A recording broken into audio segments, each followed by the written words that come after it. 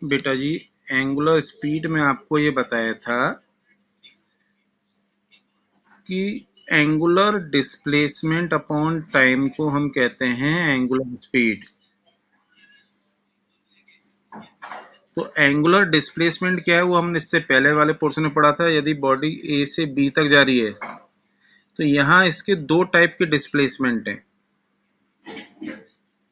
एक लीनियर और एक एंगुलर। लीनियर डिस्टेंस आर्क की लेंथ है और एंगुलर डिस्प्लेसमेंट ये एंगल है। तो यहां पर हमने एंगुलर डिस्प्लेसमेंट की बात करी थी, तो ये हो जाएगा angular displacement theta upon time. यही बात हमने यहां लिखी है नीचे, the rate of angular displacement of a rotating body is known as its angular speed. और डिनोट किससे करेंगे? ओमेगा। ये वर्ड ध्यान रखना, दिखता है डब्लू जैसा है लेकिन थोड़ा सा घुमा हुआ होता है, ये ओमेगा होता है। और कोई डाउट किसी बच्चे को?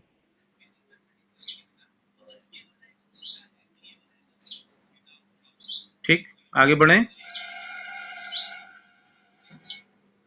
कोई और डाउट है तो जल्दी बताओ बेटा, फिर नहीं तो फिर मैं आगे बढ़ूं। आज का हमारा जो पहला टॉपिक है वो है एंगुलर एक्सीलरेशन।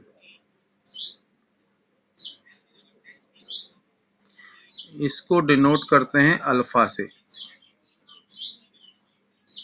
अल्फा हम सब लोग जानते ही हैं क्या होता है। बेटा आवाज वगैरह क्लियर है? स्टूडेंट्स चलो ठीक है। आज का हमारा जो टॉपिक है दैट इज एंगुलर एक्सीलरेशन। जिस तरीके से हमने पहले एक्सीलरेशन पढ़ा उसको हमारा पूरा नाम, टोटल नाम लीनियर एक्सीलरेशन है, ए से डिनोट करते थे, डीवी अपॉन डी टी या change in velocity upon time interval जो कहते थे। सेम मैनर में यहाँ रहेगा, वहां लीनियर वेलोसिटी होती थी, यहाँ एंगुलर वेलोसिटी हो जाएगी।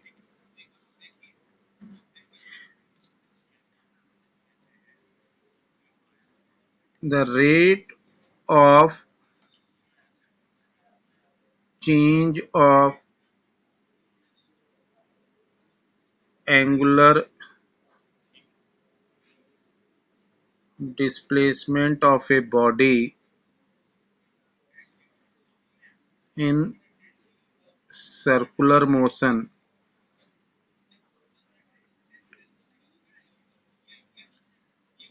is known as its angular acceleration। तो एंगुलर एक्सीलरेशन क्या होगा? अल्फा से डिनोट करेंगे, आपको बताया, ठीक है, अल्फा का साइन हमको पता ही है। तो ये क्या होगा? Change in angular velocity upon time interval.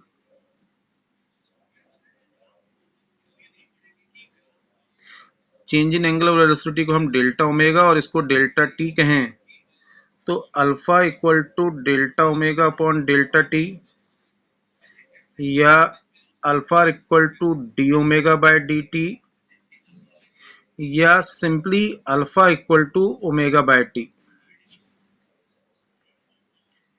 क्या ये तीनों ही सही हैं या इन तीनों में कोई गड़बड़ है या कुछ और बात है? जरा सोचिए।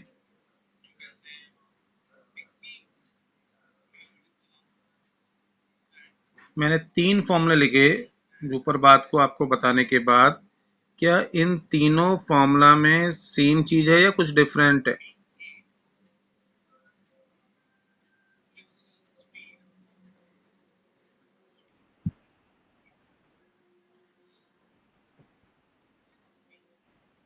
चलिए मैं बताता हूं। बेटा सेम तो हैं, नो डाउट, लेकिन एक प्राइमरी डिफरेंस आपको डिफरेंशिएशन के टाइम पे बताया था, बस वो ध्यान रखना है। तीनों फॉर्मूले, तीनों के थ्रू बनी डेफिनेशन करेक्ट है, कोई डाउट नहीं है। तो तीन अलग अलग लिखा क्यों? ये होगा जब हम कोई फाइनाइट इंटरवल में कैलकुलेट करेंगे। ये होगा जब हमने बहुत स्मॉल इंटरवल को लिया, यानी जब डिफरेंशिएशन का कंसेप्ट लग गया। और ये हमारा जनरल फॉर्मूला हो गया, हम किसी भी सिचुएशन में जहां हमें इंस्टेंटेनियस वैल्यू पता है या कोई सिचुएशन पता है, वहां ये अप्लाई कर सकते हैं। बस इतना ही फर्क है। इसकी यूनिट क्या होगी बताइए?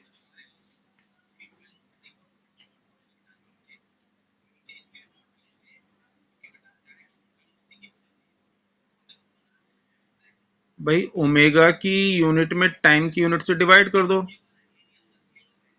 ओमेगा की, हाँ, तो ये थी रेडियन पर सेकंड, उसमें सेकंड से डिवाइड कर दिया तो कितना बन जाएगा? रेडियन पर सेकंड स्क्वायर। बस हमें इतना ही सोचना है, आप बहुत ज्यादा यूनिट डायमेंशन इसको याद नहीं करना, आपको रटना नहीं है। थोड़ा सा दिमाग लगाइए, एक बार की मेहनत होती है, हमेशा के लिए सिस्टम तैयार हो जाता है। चलो हाथों हाथ एक चीज और ध्यान कर लेते हैं, हमने जो पहले पढ़ी थी, डायमेंशन ऑफ अल्फा कितना हो जाएगा?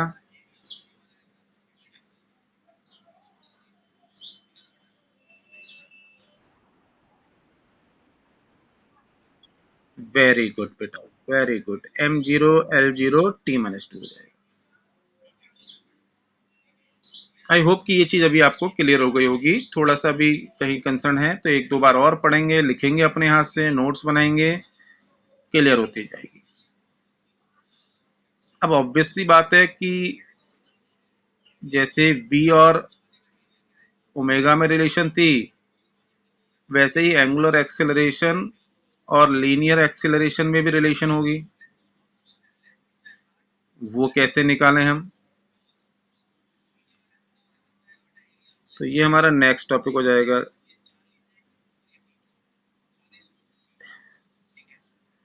Relation between linear and angular acceleration. यानी कि ए एंड अल्फा के बीच की रिलेशन हमें निकालनी है।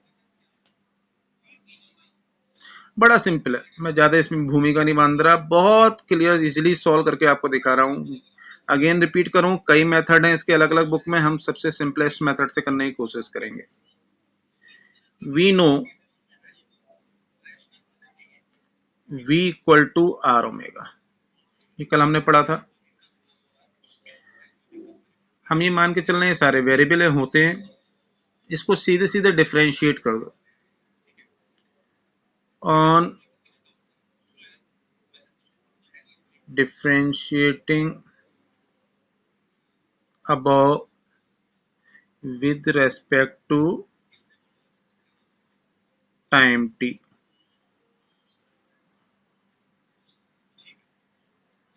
तो क्या हो जाएगा? dv bye dt equal to d by dt of r omega. बस यहीं पे एक छोटा सा बात होती है, जहां मैंने देखा है एग्जाम में हम क्वेश्चन ये पूछते हैं तो बच्चे गड़बड़ करते हैं।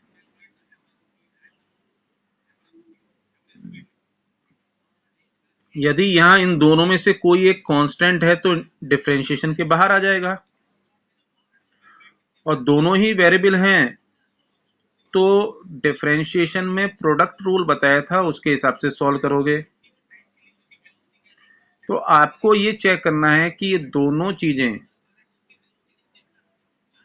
क्या वेरिएबल है, या इसमें से कोई एक वेरिएबल एक स्केलर है, और दोनों कांस्टेंट हो गए तो ये जीरो हो जाएगा। दोनों वेरिएबल हैं, रेडियस कांस्टेंट है, कैसे कह सकते हैं हम?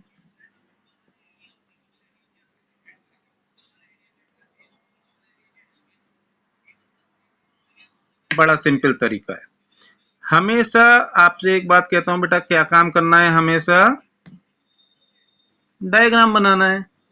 तो डायग्राम क्या है भाई हमारा, ये सेंटर हो गया, रेडियस हो गई, कोई बॉडी जा रही होगी, angular velocity omega, angular acceleration alpha से। अब हमेशा जब भी ये कहीं मूव करेगा तो रेडियस तो कांस्टेंट होगी नहीं होगी। तो ये डायग्राम हमें समझा दे रहा है कि हमारी रेडियस क्या रहनी है, कांस्टेंट। तो यहां से आर बाहर आपका आ जाएगा d by D T of omega. अब मन के अंदर कंफ्यूजन आएगा भाई कि ओमेगा बदलेगा नहीं बदलेगा। तो ध्यान देना, हम वेलोसिटी के टर्म में बात कर रहे हैं। तो वेलोसिटी में डायरेक्शन यहां थी एक बार, तो फिर डायरेक्शन एक बार यहां हो जाएगी। तो जब डायरेक्शन लगातार बदल रही है तो वेक्टर चेंज हो रहा है। हमने यहाँ वेक्टर के साइन नहीं लगाए, इसके ऊपर जो लगाते हैं, कोई बहुत ज्यादा रिक्वायरमेंट नहीं है उसकी। हम निकालने हैं relation between linear and angular velocity a and alpha, angular acceleration. तो हमें यूज करना है v equal to are omega का, और सीधे सीधे इसका डिफरेंशिएशन करना था। आपसे कहा जब भी दो टर्म मल्टीप्लाई में जा रहे हैं तो डिफरेंशिएशन के वक्त हमें कॉशियस होना है। क्या दोनों वेरिएबल हैं, एक वेरिएबल है, या दोनों कांस्टेंट हैं, अकॉर्डिंगली डिफरेंशिएशन होगा। दोनों वेरिएबल होंगे तो डिफरेंशिएशन का प्रोडक्ट रूल लगाएंगे। और कोई एक वेरिएबल है, जैसे यहां पर आर वेरिएबल निकला हमारा, आर कांस्टेंट निकला, ओमेगा वेरिएबल, तो हमने आर को बाहर ले दिया, और दोनों ही कांस्टेंट हैं तो डिफरेंशिएशन जीरो हो जाएगा। और आर हमने यहां बाहर कैसे लिया, कांस्टेंट कैसे लिया, ये डिफाइन हमने करा है डायग्राम बना के। तो हमने देखा सर्किल की रेडियस क्या है, कांस्टेंट चल रही है, लगातार सेम रहेगी। फर्क किस में आना है, डायरेक्शन के कारण ओमेगा की वैल्यू में फर्क आना है। यहां ओमेगा की डायरेक्शन अलग थी, यहां पर ओमेगा की डायरेक्शन डिफरेंट होगी, तो इसलिए ओमेगा अलग हो गया। अब इसको हम डिफरेंशिएट करके लिख दें, therefore a equal to r alpha. ये हमारा आंसर हो गया, because a equal to d v by D t होता है, और अल्फा क्या होता है, d omega by D t. ये हमने अभी ऊपर पढ़ा था, अल्फा क्या है, d omega by D t. तो हमारा ये फॉर्मूला बन गया। इज इट ओके, क्लियर है बात बच्चों?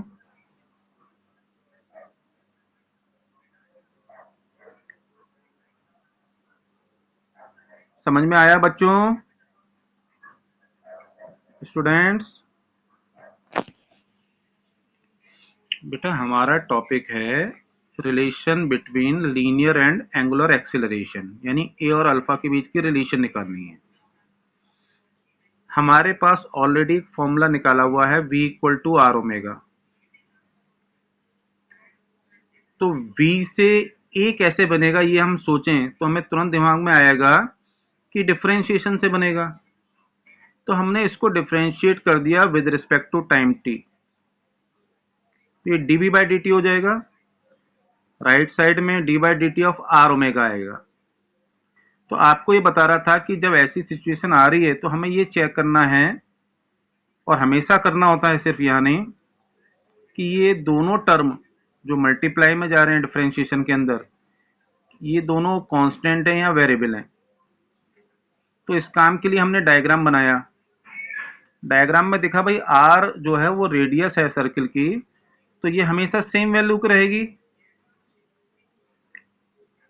तो हमने आर को डिफरेंशिएशन से बाहर ले लिया, अंदर बचा ओमेगा। एक बात चेक कर लें कि ओमेगा वेरिएबल क्यों होगा। तो ओमेगा की डायरेक्शन लगातार चेंज होती रहेगी, जैसे दो पॉइंट पे मैंने मार्क करी है। तो ओमेगा वेरिएबल ट्रीट करा जाएगा यहाँ पे, तो इसका differentiation D omega by D T क्या हो जाएगा, अल्फा, और डीवी बाई डी टी को क्या लिख दिया, ए। तो ए इक्वल टू आर अल्फा बन गया। ये हमारा फॉर्मूला हो गया। अब क्लियर है ये बात बेटा?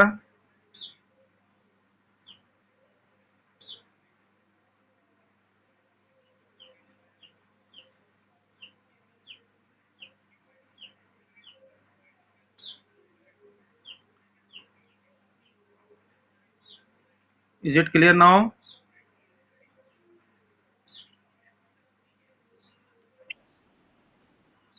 Very good. अब बेटा एक बात आती है कि ए अल्फा की रिलेशन हो गई, तो क्या इसी तरीके से ए की रिलेशन ओमेगा या वी के साथ हो सकती है? तो बिल्कुल हो सकती है। हमें वो रिलेशन एडजस्ट करनी है।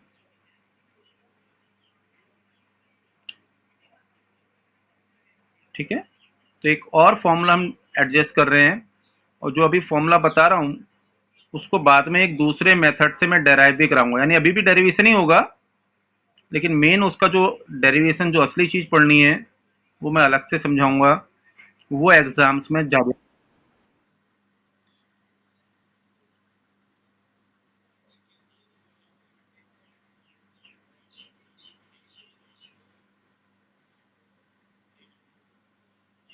मैं ए एंड ओमेगा लिख दे रहा हूं, कई टर्म के बीच की रिलेशन बनेगी यहाँ पे। ठीक है, वो कई फॉर्मूले बनाने वाला हूं, जरा क्विकली ध्यान करेंगे। We know v equal to क्या होता है, d l by D t. Omega क्या होता है, d theta by D t. Equation 1 2 and v equal to are omega and also, और ऐसी बेटा हमने अल्फा की बनाई थी, वो थी D omega by D t. ये सारे रिलेशन हमें ध्यान है, हमें इनको मिक्स करना है। एक चीज बीच में हमें यूज और करनी है, अगेन वो कहां से मिलेगी, हमें डायग्राम से मिलेगी। हमने रेडियस आर, सेंटर ओ, ये स्टार्टिंग पॉइंट ए, ये दूसरा point T, time delta T, T D T, जो वर्ड लिखना चाहें, ये हमारा थीटा था। हम इनको आपस में मिक्स करना चाहेंगे। इनको मिक्स कर दीजिए, आपकी रिलेशंस बनना शुरू हो जाएंगी।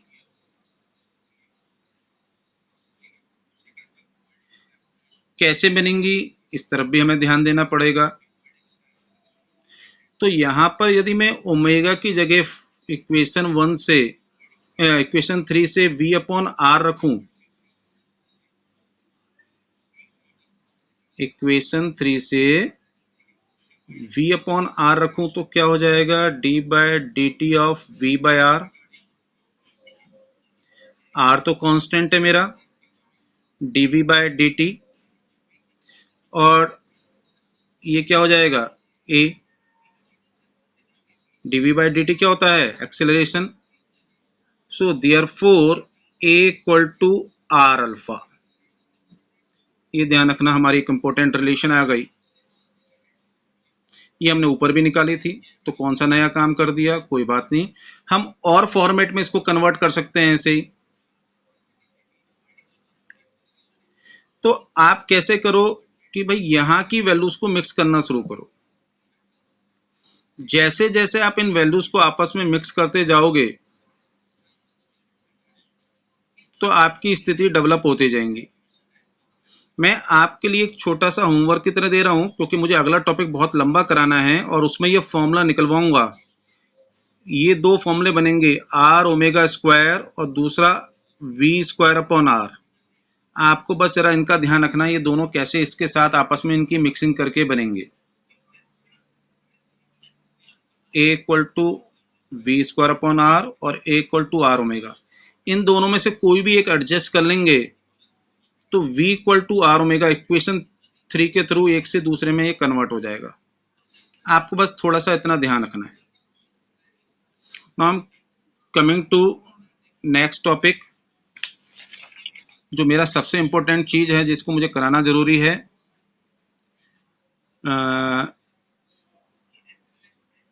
मैं इसको सिंपली कह दे रहा हूं, derivation of a equal to are omega square. लेकिन इसका जो सही नाम है एक्सीलरेशन, ये कहलाता है आपका सेंट्रीपिटल एक्सीलरेशन। यानी कि हम किसका फॉर्मूला निकाल रहे हैं, सेंट्रीपिटल एक्सीलरेशन का। आपने सेंट्रीपिटल और सेंट्रीफ्यूगल एक्सेलरेशन वर्ड पढ़े हैं। तो अभी तक तो मैं बिल्कुल लीनियर एक्सेलरेशन के टर्म में बात कर रहा था, तो अचानक सेंट्रल के टर्म में क्यों करने लगे? क्योंकि हमें जो डायग्राम के थ्रू पता है कि हमारा एक्सेलरेशन कहाँ लगेगा, टुवर्ड्स सेंटर लगना है। लीनियर वेलोसिटी या एंगुलर वेलोसिटी इस तरीके से चलेगी, तो हमें इसको एडजस्ट करना है। मैं बिल्कुल अलग मेथड से इस चीज को करा रहा हूं। अगेन फिर कह रहा हूं, इसके 3 कॉमन मेथड हैं जो अलग अलग बुक में चलते रहते हैं। मैं जो मेथड करा रहा हूं वो दिखने में आपके लिए लंबा होगा बट इजी है। मैं फिर रिपीट कर रहा हूं, मेरा मेथड आपको दिखने में लॉन्ग मेथड लगेगा but it is quite easy method. थोड़ा सा डिफरेंशिएशन करना है, तो जिस भी बच्चे ने डिफरेंशिएशन ढंग से कर लिया उसके लिए इजी है। तो क्या काम कर रहा हूं मैं, इसको एक्स एक्सिस और इधर मार्क कर रहा हूं आपकी वाई एक्सिस। ये पॉइंट ए था, ये बी पॉइंट पे पहुंचा, तो बी पॉइंट पे इसके कोऑर्डिनेट एक्स कोमा वाई हैं। तो ये डिस्टेंस इधर का एक्स और इधर का वाई होगा। तो फ्रॉम डायग्राम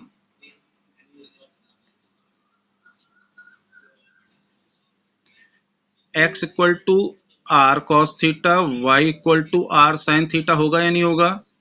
एंगल के साथ x है तो वो क्या होगा, रेडियस का कॉस कंपोनेंट, और उसके सामने y है वो क्या होगा, साइन कंपोनेंट। अब x एक्सिस के अलोंग वेक्टर लेते थे हम यूनिट वेक्टर i, और y एक्सिस के अलोंग यूनिट वेक्टर क्या लेते हैं, j। तो इसको वेक्टर फॉर्म में लिख दो आप। देयरफॉर इसको नाम देंगे बेटा जी रेडियल वेक्टर r। तो ये क्या हो जाएगा, xi प्लस yj। ये दोनों वैल्यू रख दें, r cos theta i plus r sin theta j।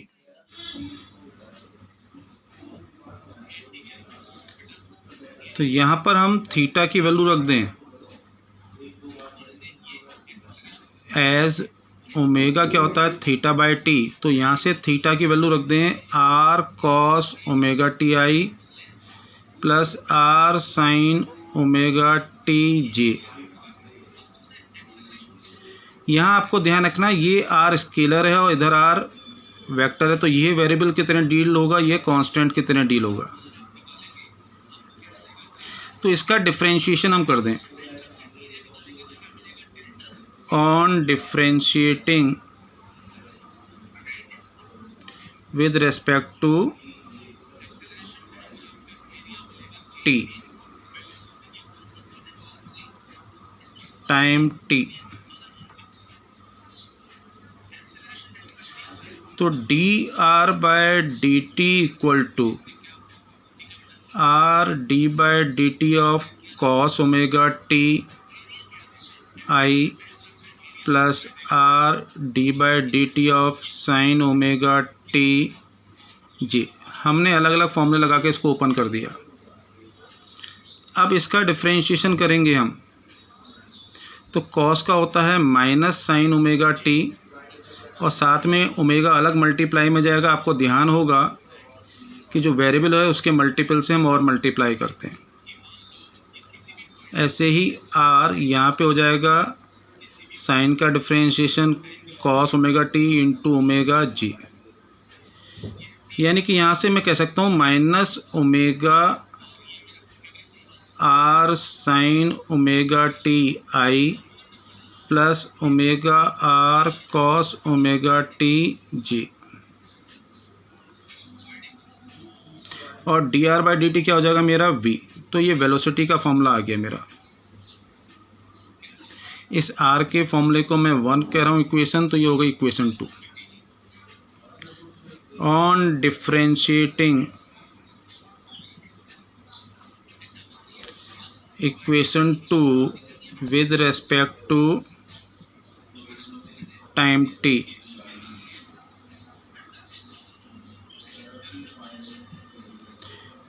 dv bye dt equal to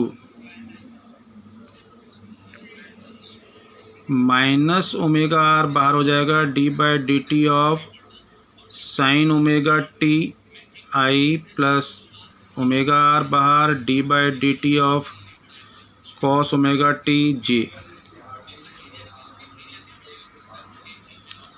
minus omega R sine का इंटीग्रेशन कॉस ओमेगा टी, फिर एक ओमेगा आ जाएगा आई प्लस ओमेगा आर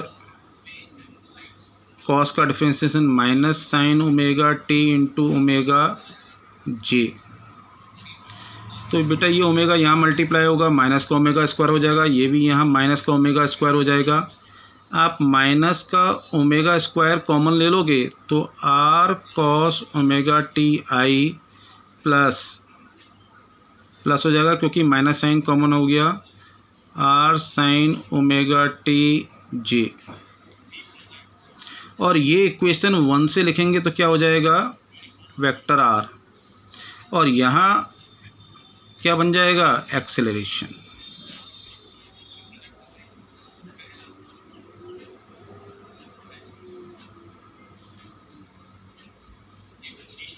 अब एक काम कर सकते हैं, माइनस साइन का मतलब क्या हो गया, इन दोनों की डायरेक्शन आर की और ए की एक दूसरे के अपोजिट होगी। ये डायग्राम में भी आपको बताया था, आर की डायरेक्शन आउटवर्ड रहनी है और एक्सेलरेशन की डायरेक्शन इनवर्ड रहनी है।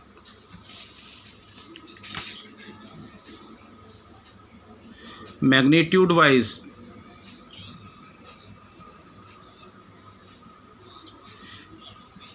ए equal to omega square r, तो और ए इक्वल टू ओमेगा को वी अपॉन आर लिख सकता हूँ,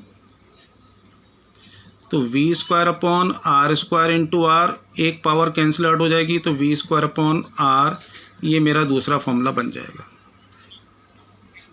ठीक है जी।